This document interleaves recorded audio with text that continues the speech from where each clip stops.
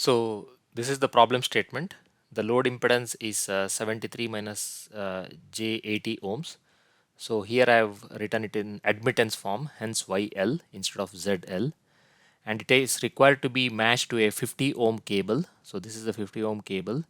And the operating frequency or the wavelength is 30 centimeters. So what we have been asked to do is we have to design a single stub matching circuit like this, and the stub length should be L, and it should be placed at a distance D from the load. So this is the load point, and it should be placed at a distance D from the load, and we have to use a Smith chart to solve the problem. So this is a question from VTU model question paper. Some basics before we start solving the problem. Impedance matching is an extremely important design aspect in high frequency circuits like RF and microwave systems.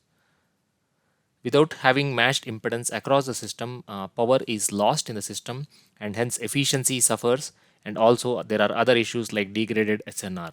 We can design a matching circuit using simple components like inductors and capacitors, but they inherently are lossy themselves. So there is another method by using a lossless transmission line. This means you use a piece of transmission line of appropriate length and use it as a matching circuit. That is what we are doing in this problem statement. For more details on this topic, refer to my link below for my Udemy course. Okay, so now getting back to the problem, some information is missing, so let us fill that first and then start solving the problem. First, the question asks us to design a single stub matching section and does not say whether we have to use a series stub or a shunt stub. Second, the question does not say whether the stub has to be an open circuit or a short circuit. Let us make this decision based on manufacturing feasibility. The question mentions cable, which means it is a coaxial cable. So this is a coaxial cable. From a manufacturing perspective, for a coaxial cable, short-circuited stub is the choice. So let us design a short-circuited shunt stub matching circuit. So the problem statement suggests that we use a Smith chart. That is because it is easier compared to solving using equations for which you may need a computer to solve the problem for you. Only disadvantage with Smith chart is that it is an approximation tool and you won't be able to plot exact accurate values in say 2 decimal points. Up to one decimal point you should be able to plot the values. So let's say if you want to find a value of 1.4, you can do it on the Smith chart. But if you want to plot the value of 1.46, then it has to be approximation value. So these are the parameters. So based on the problem statement, these are the parameters. So we have the load, and this is the cable Z0, and this is the frequency of operation. So what we have to do is we have to find the value of L and we have to find the value of D. So if you look at this circuit, this is the load and this is the cable and this is the stub. So step 1, let us normalize the impedance first. So normalization means you take ZL as capital ZL by 50. So we know the value, it is 73 minus J80 divided by 50. So this comes to 1.46 minus J1.6. Now plot this on the Smith chart. So what you see here on the right side, so this is the Smith chart, and what you see on the left side is the zoomed portion of the Smith chart. So on the zoomed portion of the Smith chart, we have to plot these values 1.46 minus J1.6. So what we do is 1.46 circle is a resistance circle. So if you see here, this is 1.4 value. So this is 1.6 and the center value is 1.5. So we plot somewhere in between. This is 1.46 line or the circle, and then if you see here, this is the reactance circle. So here you take 1.6 reactance circle and then you draw both the circles. Note that it has to be minus 1.6. So that means the value has to be here. So you will find two 1.6 values. One is on the top of this circle, top of this line, and other one is on the bottom side. So we need minus. So we plot from the bottom 1.6 circle. And this is the intersection point. And note that this value at this intersection should be 1.46 minus j 1.6. So now in the step 3, get this pencil compass tool to draw a circle. Draw a circle with the pointed tool. So this is the pointed pointed portion of the tool. So place it at the origin here, and then this pencil tip, you have to place it at this intersection point. So this is the intersection point from the previous slide, which is 1.46 minus j 1.6. So then you draw this circle. You draw this circle in which you see here. Then what you do is the next step, the fourth step is draw a straight line. So from this intersection point, draw a straight line like this, which passes through origin, and then it goes beyond origin and intersects with this circle. So now this point, what you see here at this point, this is YL. So this point is YL. The concept here is that in case of shunt stub matching, we use the admittance chart. Now moving diagonally opposite to origin, we moved from impedance to admittance chart and the admittance value. So the Smith chart that you see here, this Smith chart is a admittance chart. So what we are doing, we moved from this side to this side opposite, and that gave us the admittance value, and now it becomes an admittance chart. So and this is our starting point. So for all calculations we start with this YL going forward. And if you see what this value is, so again you have to do like how you did in the previous slide. So you have to look at the reactance and the resistance values, the circle at this intersection point, and the value of YL that you get is 0.31 plus J 0.34. So basically you have to find what this value is, okay, this value, and then you have to find this intersection value from here. Step 5, find where the G is equal to 1 circle is. So you have to find where G is equal to 1.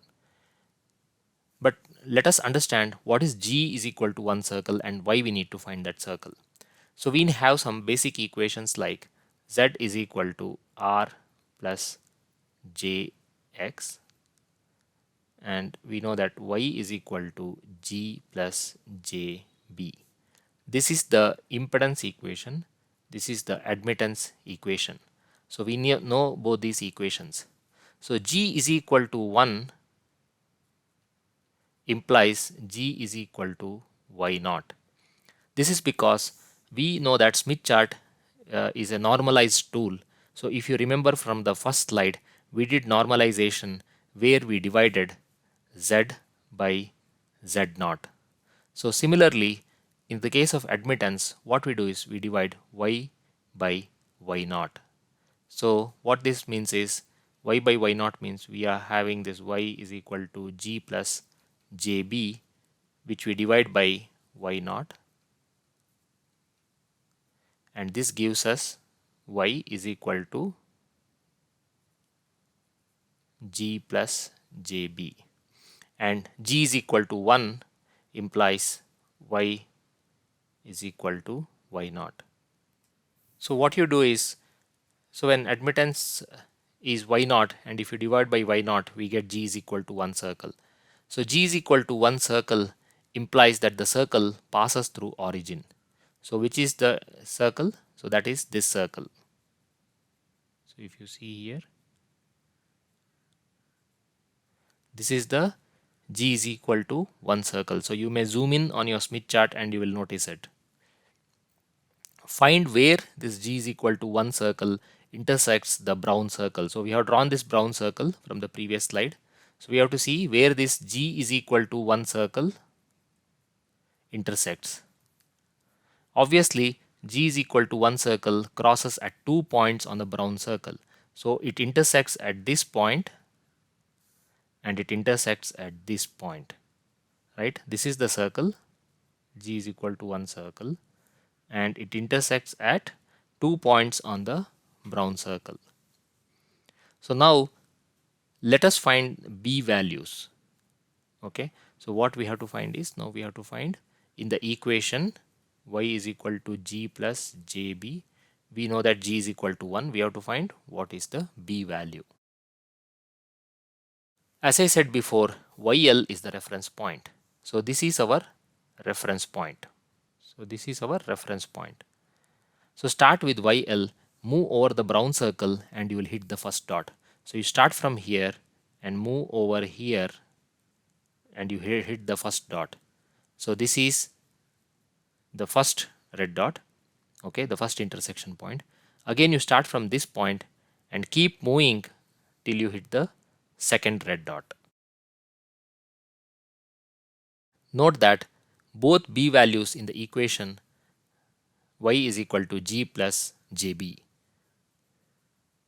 We know that G is known and only B is unknown. So this first value, this first red dot comes to 1.38. Okay, and this second value comes to minus 1.38. So what you have to do is you have to only find the reactance value. Okay, you already know the G value. What you have to find is you have to find what is this reactance value. Two things to note here. One value will be positive, so this is positive value, and other value will be negative value. That is because this is inductive susceptance and this is capacitive susceptance. So what it means is, so this is the center line. So anything above this is inductive susceptance, anything below this is capacitive susceptance. So these values will be positive, these values will be negative. So the next step, step 8, let us find the value D.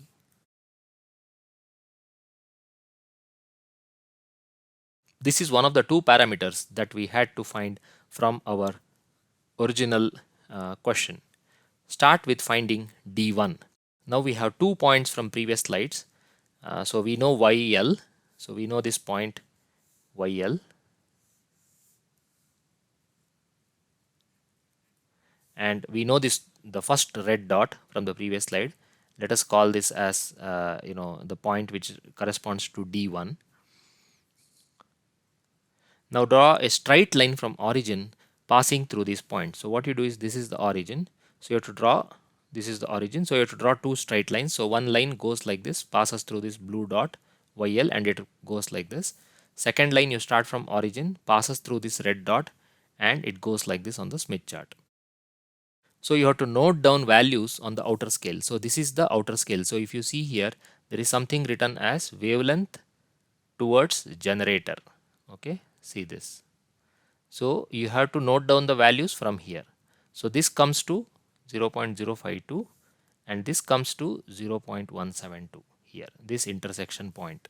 So then the question is, why do we need to find values on wavelength towards generator? So why do we need to use this scale, wavelength towards generator scale?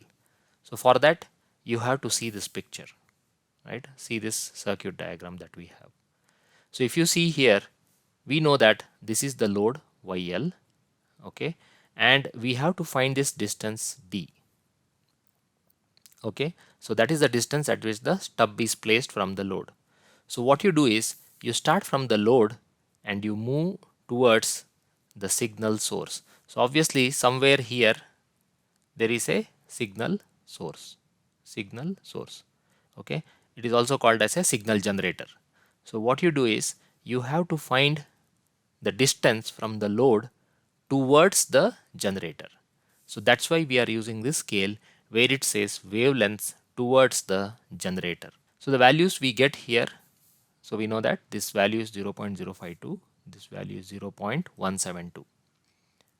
So in general, what happens is you may not find the exact values, but don't worry if your values are not same as 0.052 or 0.172, because it's 3 decimal points.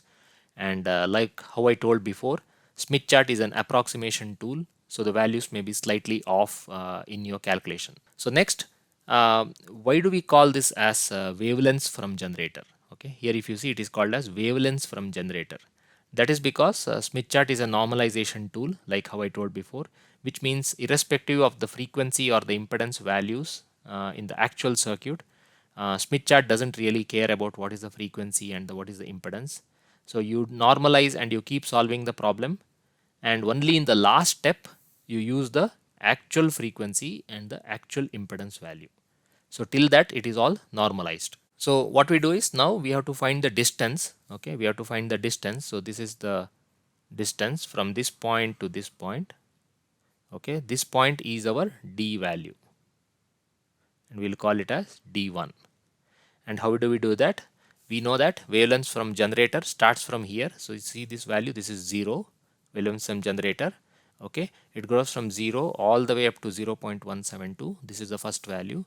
So you take 0.172 lambda minus, you have to subtract this portion, okay, which is 0.052 lambda, and what you get is this D1, okay, only this portion, that is 0.12 lambda. So this is the value.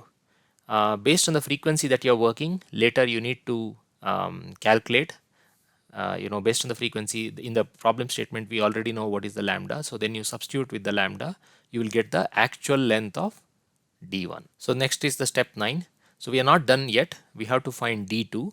So we know that if you go back 2 slides, we know that we had 2 red dots. So there are one red dot was somewhere here, and the second red dot is now somewhere here. Okay, this is the red dot, and we do the same process which we did in the previous slide. So we know this value is 0.052. So now if you travel like this on the wavelength towards generator scale, you will see that this value is 0.328.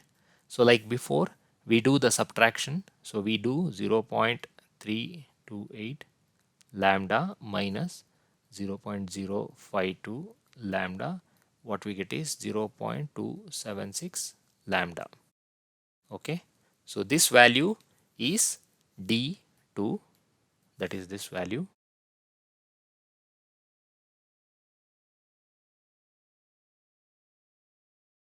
The D2 value. So now we have to find the physical stub length. So what is the meaning of physical stub length? We know that D1 is equal to 0.12 lambda from the previous slide, and D2 is 0.276 lambda. So physical length is, use the actual value of lambda. So lambda is 30 centimeter. So if you multiply with 0.12, you will get D1 is equal to 3.6 centimeter and D2 is equal to 8.28 centimeter. So we have two values of D. Okay, so that's this distance. So what it means is the stub can be placed from the load either 3.6 centimeter away, or it can be placed at 8.28 centimeter away. That means it can be placed at 3.6 centimeter away, or it can be placed somewhere here, which is 8.28 centimeter away. Okay, so which value to choose?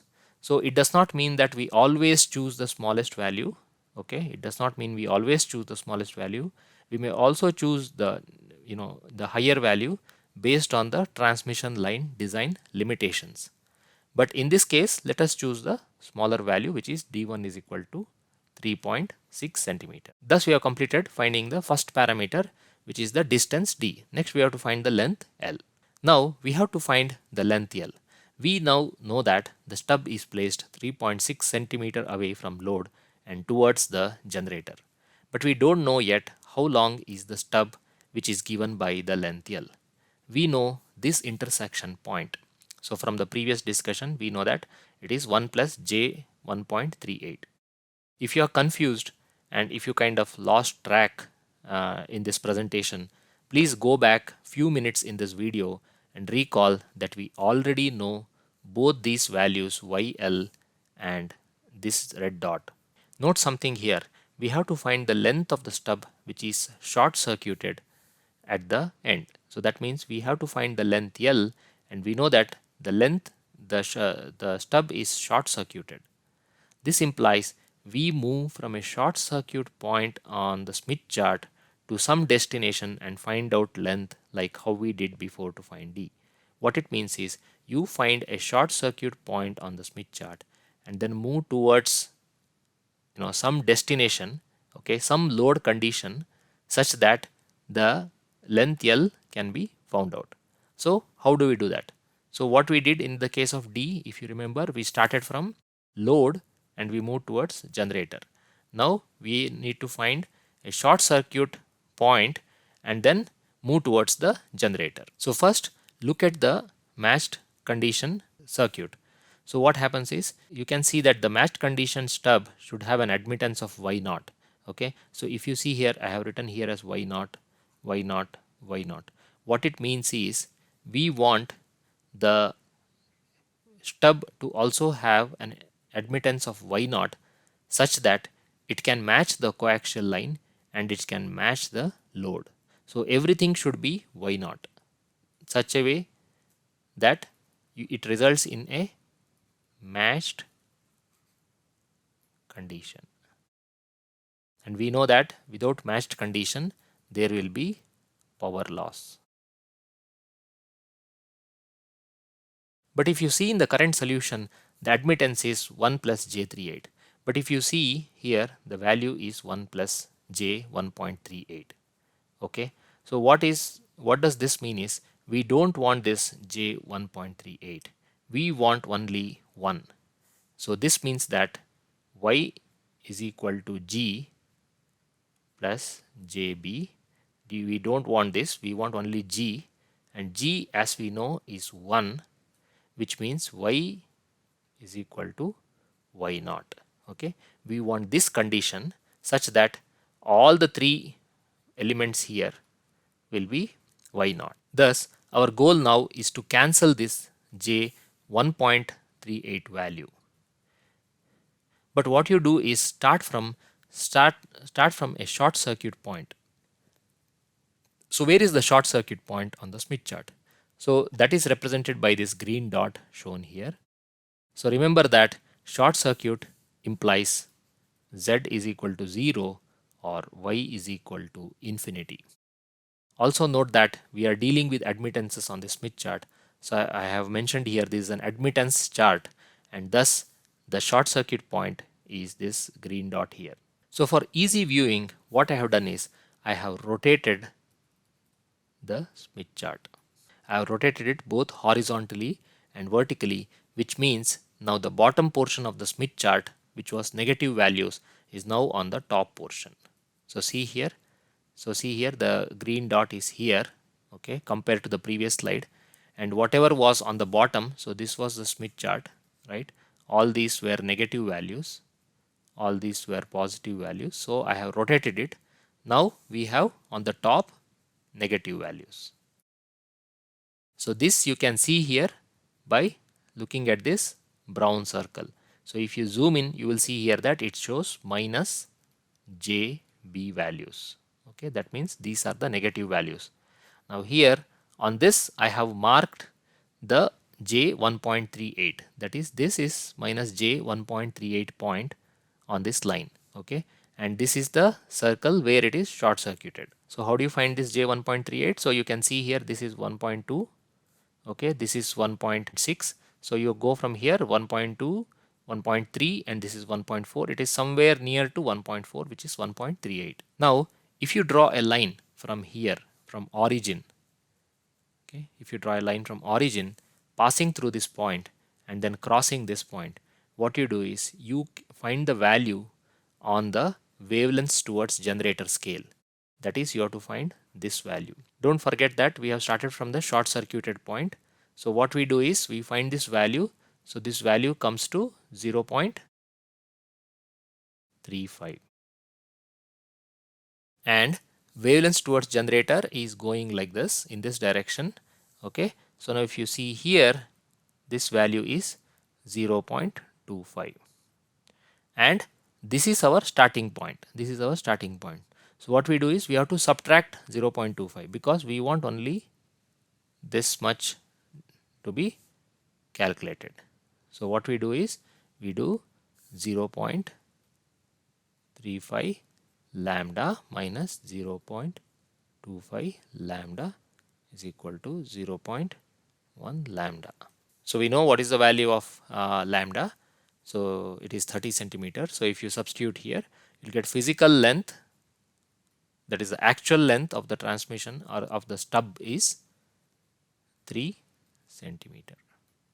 So now we know that the stub is placed at, from the load YL, stub is placed at a distance of 3.6 centimeter and the stub length itself is 3 centimeter.